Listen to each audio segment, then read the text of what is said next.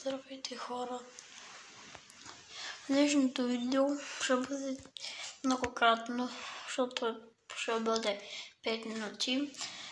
Толкова смога да ми снима камерата, така че се извинявам на всички, но искам да ви кажа една новина, където една седмица няма да снимам, но ще играм Майнкрафт. Ще опитам да харесвата и аз да играя този свят.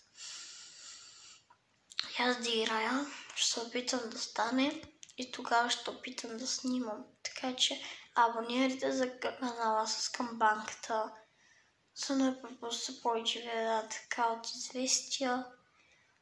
След това да ви кажа, че в момента си ставам от леглото, много ми се спи. Още не знам колко е часа. И дойде от това, в момента около 7:30-8. А рано си е, навънка е студено, защото аз съм много планина. Гълбаво, който иска, няма да има време срещу, така че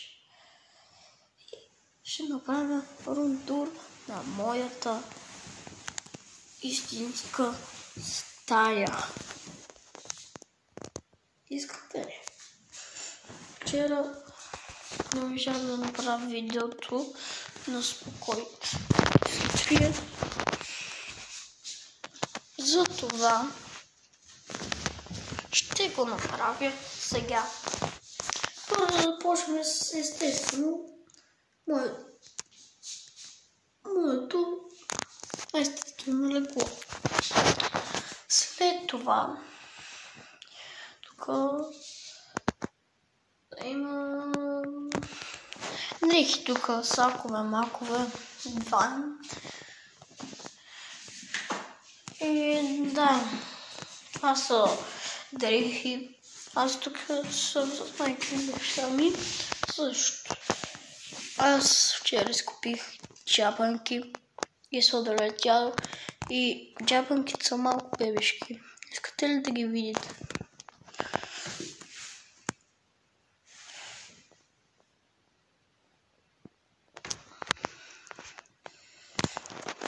Ако сте ги видяли, пишете. И също, кое друго? Ръцата е една и съща, стара. Тук имаме си лампичка. Не знам дали сте видяли. Тук контакти има. И също праща има нещо ми свети. Тук е включено в контакта и води до ето това.